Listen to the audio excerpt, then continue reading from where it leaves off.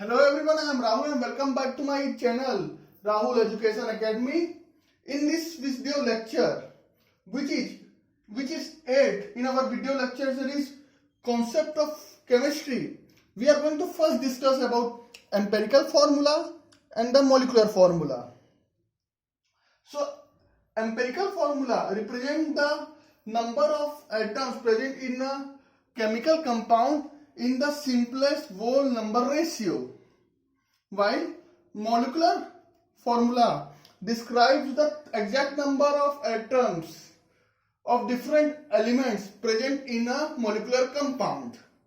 The most important thing to understand about empirical formula and molecular formula is that they can be same for a given compound or they can be different for a given compound, and we will understand this by using example. Let us look at the first example.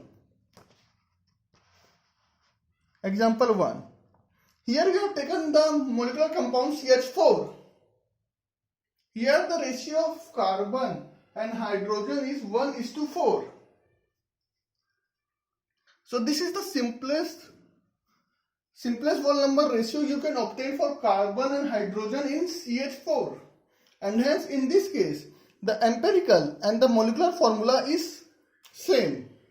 Now let's look at another example. This example is of C2H6. In C2H6, the carbon and hydrogen are present in a ratio 2:6, which can be further simplified into 1:3. And hence in case of C2H6, the empirical formula is CH3, while molecular formula remains to be C2H6. And hence I hope that you now understand about empirical formula, the molecular formula, and how they are evaluated. Now let's move forward to another concept, percentage composition. So what is percentage composition? You have a molecular compound and the percentage composition describes the amount of atom of a particular element present in a compound in terms of percentage. Why this is important? Percentage calculation or percentage composition can be important in evaluating the molecular formula and the empirical formula of an unknown compound. Also, if you know the percentage composition of a known compound, you can check its purity via different experiments. So suppose you have a sample and you know this compound should have this much amount of carbon, this much amount of hydrogen or any other element. Via experimental technique like mass spectroscopy and other things, you can know whether the sample is pure or it is contaminated due to presence of any impurity or any other unknown element. Let's look at the percentage composition with the help of an example. So I always take the simplest example of H2O, and hence I have taken the example of H2O in this case also. So the molar mass of water, as we know, is 18 gram. 2 gram coming from the hydrogens and 16 gram coming from one oxygen. So the molar mass of water is 18 gram. Now what is the mass percentage of hydrogen in H2O? So we divide by 2 divided by total molar mass into 100. It's roughly 11.11%. And we know the remaining is oxygen. Still, we will evaluate that, and so mass percentage of oxygen in H2O is 16 divided by 18 into 100, which gives 88.89%. So you know, if you take a water sample and you want to check the purity of that sample to be sure whether that water sample is pure or not, you can see it should have 11.11 percentage of hydrogen and it should have 88.89 percentage of oxygen to be considered it as a pure sample. If this percentage composition in a water sample is not present, you can be sure that that water sample is not pure and can contain impurities. So today we learned about empirical formula, molecular formula and percentage composition. Based on these three concepts, let us understand a numerical problem and try to solve it. We'll solve it together. This problem I have taken it from the NCERT class 11 chemistry book. So you can find it there also. So as the question is, a compound, unknown compound contains 4.07 percentage of hydrogen, 24.27 percentage of carbon and 71.65% of chlorine. Its molar mass is 98.96 gram. What are its empirical and molecular formula? So you have been given a percentage composition of an unknown compound.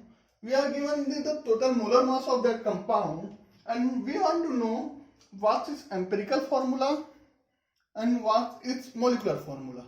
So let's start step by step. Since we know the 100% composition of that compound, in a 100 gram sample of that given compound, the mole of hydrogen will be 4.07 gram divided by 1.008 gram. Here I have taken the exact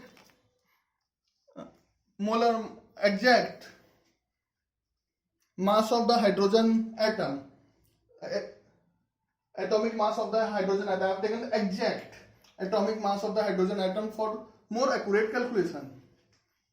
So for obtaining the mole of hydrogen, we divide in a 100 gram of the given compound because we know the percentage combination. So it will be 4.0 gram divided by 1.008 gram and this number comes to be 4.04. The mole of carbon in this unknown compound is 24.27 gram divided by the atomic mass of carbon, which is 12.01 gram, and this number comes to be 2.02. Similarly, the mole of chlorine is 71.65 gram divided by 35.453 gram, and the molar mass comes to be 2.02 gram here also. Based on these three values, 4.04, 2.02 and 2.02, we can obtain the empirical formula of that unknown compound. So the simplest ratio of 4.04, 2.02 and 2.02 is of the hydrogen, carbon and chlorine is 2:1:1, and hence based on this ratio, this whole number ratio, we have the empirical formula to be CH2Cl. So CH2Cl is the empirical formula. Now we need to understand what is the molecular formula. As I said, in some compound, empirical formula and molecular formula can be same, but not in this case. The first reason is, if you see, you have carbon and you have three other elements, 2 hydrogen and 1 chlorine. So the valency of carbon is not satisfied at this point. So first we'll measure the